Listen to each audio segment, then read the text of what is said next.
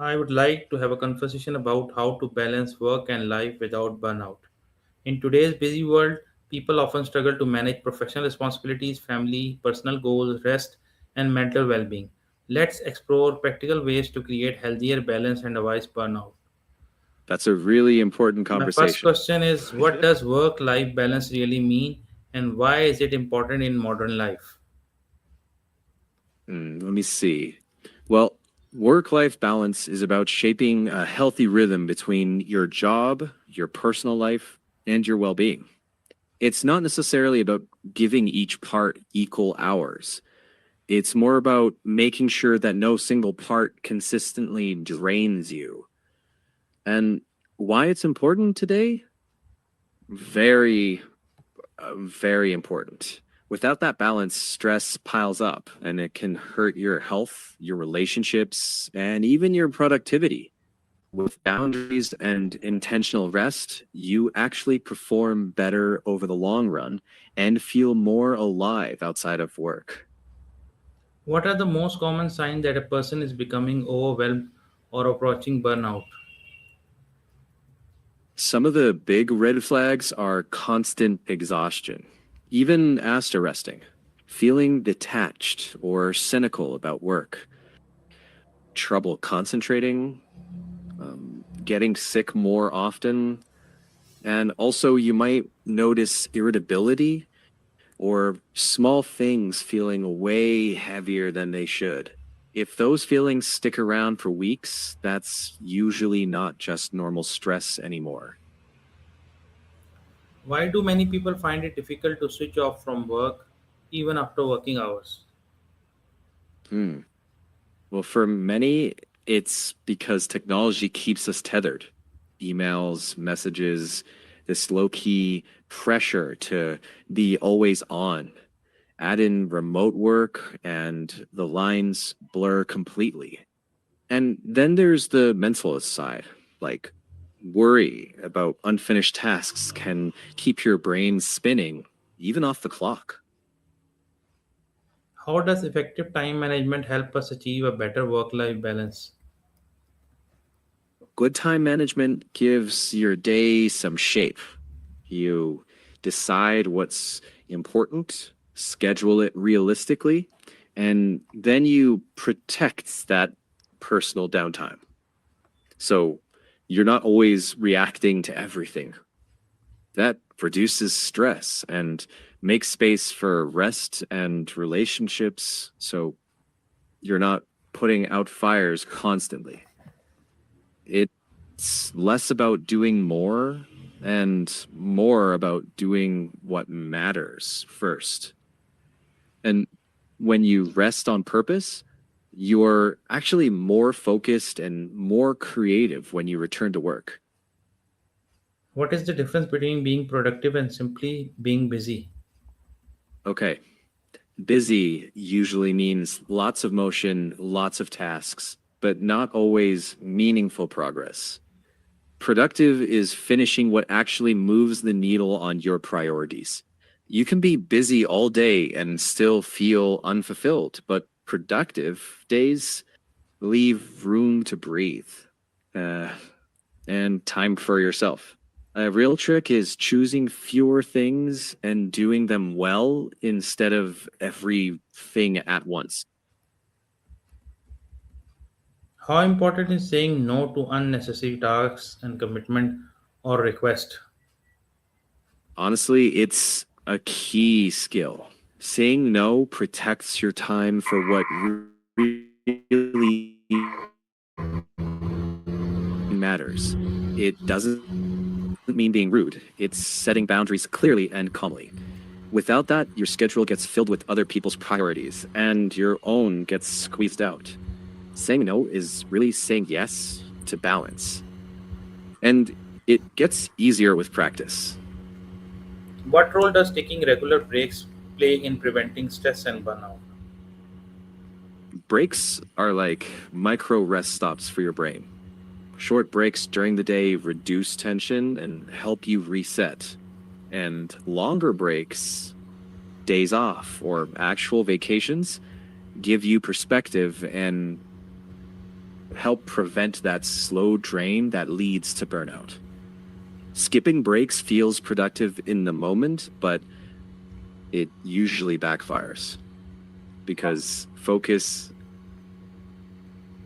Okay, continue. because fo- because focus drops and mistakes pile up. Tiny pauses now save big recovery time later. How can sleep, exercise, hobbies, and family time contribute to better performance at work? Sleep sharpens your thinking. Exercise boosts your energy and reduces stress. Hobbies give you a sense of identity beyond work. And family time reminds you that you're connected, not just to a job, but to people who matter. All of that replenishes mental resources. So when you do work, you're more engaged, more creative, and less drained. What can people do when they feel guilty about taking time for themselves? Uh, First, notice that guilt without believing it. Rest is not a reward. It's a basic need, like fuel for a car. If guilt sticks around, try reframing. You're not just resting for yourself. You're recharging so you can show up better for others and work. And if guilt feels heavy or keeps coming back, talking to a trusted friend or counselor can really help untangle that. How can technology help us manage our work more efficiently, and when can technology actually make work life balance worse? Mm. Well, used intentionally, tech can be a great helper. Apps, calendars, reminders, they organize tasks and free you from mental clutter. But if notifications keep pulling you in at all hours, then that same tech becomes a leash. The key is setting digital boundaries. Silence work alerts after hours and choose offline time. So technology supports your life instead of steering it. How can teachers, managers, and professionals create boundaries when their work requires constant communication? Let me check. It's tricky, but not impossible. Set clear office hours and communicate them. Prioritize which messages truly need instant replies. And model healthy behavior yourself. For example, teachers can set specific times for student questions. Managers can discourage after hours messaging. Professionals can use calendar blocks and turn off non essential notifications.